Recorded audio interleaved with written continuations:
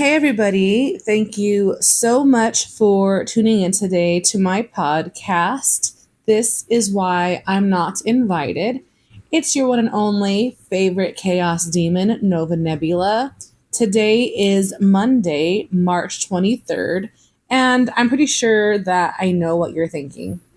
I did not release a podcast last week, and it wasn't for necessarily my lack of trying.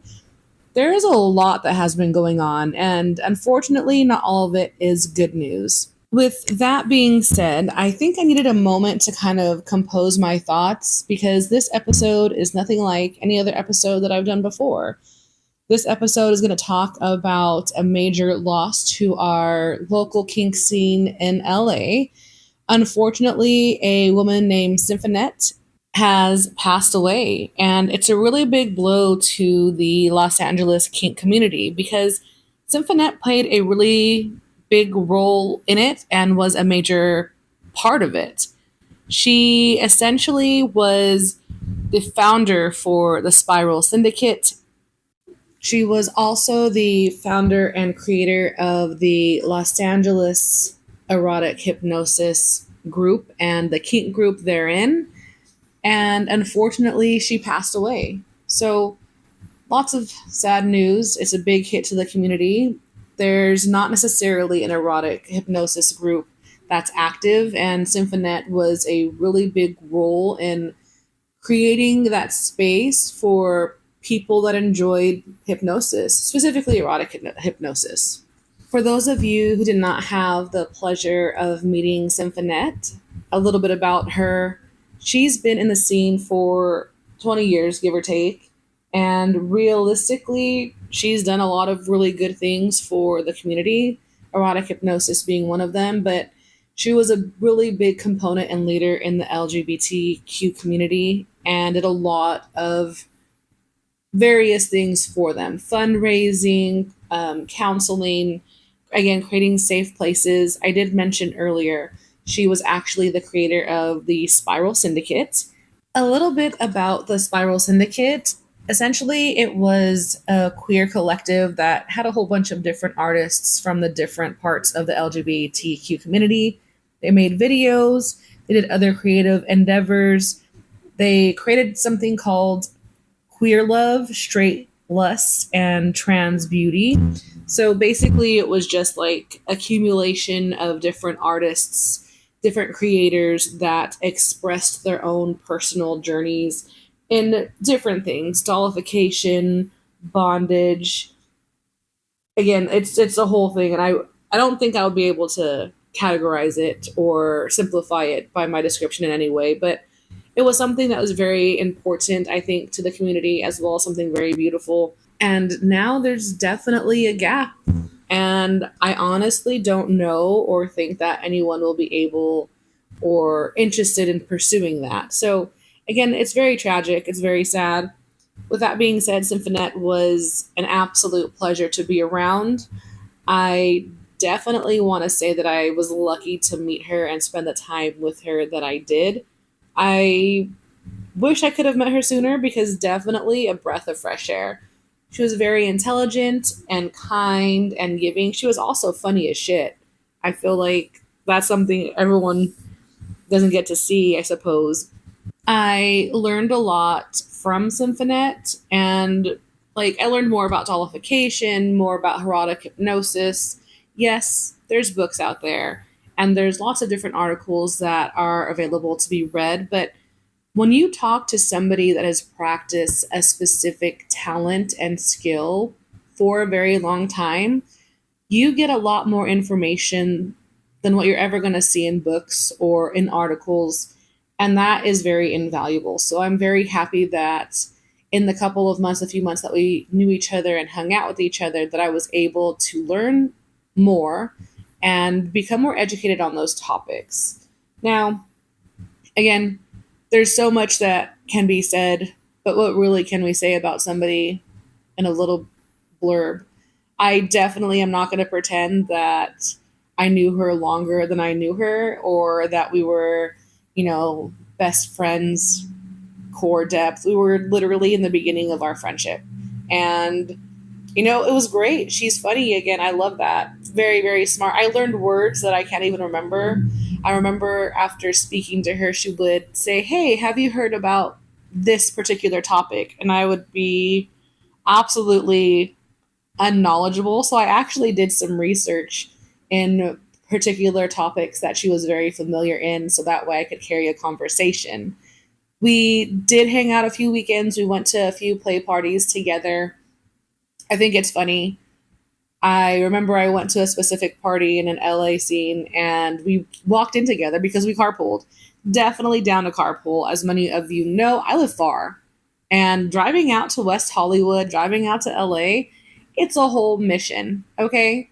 So I will always carpool whenever possible. So we definitely carpooled a lot. And we went to a party once. It was definitely not weird until someone was like, "Oh my God, is this your new partner?" And I was like, "No, this is my friend." And the reply was, "Oh, but you guys came in together." Well, yeah, we carpooled. So I think it was just funny to me that people had assumed that we were potentially dating or gonna date because we had spent so much time together. For me, I really try to emphasize friendship. And when I have a friendship or someone that I'm interested in becoming a friend with, I want to spend time with them. I'm definitely in person, face to face. I understand, yes, I'm a millennial, okay? But I want to do more with people that I want to have friendships with than just texting and calling. I'm not a big caller. Texter, absolutely. Calling, 50-50. But I really did enjoy spending time together, hanging out with her, getting to know her, getting to be taught in the short period of time the things that I learned from her. Definitely very, very sad the moment I was informed of her passing. But, we all die. We shouldn't be afraid of death. If you're born alive, you're going to die one day. We are all dying, just at different rates and different times. So that's nothing to be scared of. Also, going to lead into I learned what a death doula was because of Symphonette, because she was a death doula. Again, I learned a lot in a very short period of time from this woman. And if any one of you out there actually got to meet her and spend time with her, I think that we can all agree that, again, a breath of fresh air. Very genuine, very kind. I have been spreading the word of her GoFundMe. I feel like, I don't know, when you meet someone that's that passionate, I don't know why I didn't think that she didn't want to have like a very specific eco-friendly cremation. So she actually, her last wishes were to have a aqua cremation. I definitely had to look that up. I had an idea, but the GoFundMe is on my pages. I might drop it here in the comments. We basically almost hit the entirety of the goal. So the aqua cremation is a little bit more expensive than traditional cremation, but it is eco-friendly, and that was her last wish. Anything else is going to go to basically her parents. I mean, I don't know what to say here. It sucks. Parents should not have to bury their children, but unfortunately, that's just how life works sometimes. And it's shitty and it's unfair, but we got to move on from here and we got to offer the support that we can in ways that we can.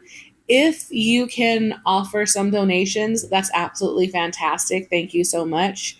Every little bit helps. And I feel like we should come together as a community when we can. If you can't, then maybe just spreading the word of the GoFundMe to other people so we can hit those goals to not just give Symphonette the final resting place and ideals that she wanted, but also to support her family a little bit because, again, this is a really hard time for everybody. I also want to say, like, hey, if you got things to say to people, say them. Symphonette is actually younger than I was, or, well, I am. She was younger than I am. And again, deaths are unexpected. We can't predict that. So, for everyone out there, if you care about your people or you have people that you care about in particular, let them know. Send a text, send a voicemail, something, spend lunch together because you never know, like, we don't know when we're going to die. And again, dying is not something to be afraid of. It's a part of our lives. So being able to cherish all the time that we have with somebody or the people that we have made important to us is invaluable. I have nothing but great memories of Symphonette. I don't know what's going to happen in terms of like the LA erotic hypnosis scene. That's another story for another day. But I really honestly feel like the kink community lost a really big part of it.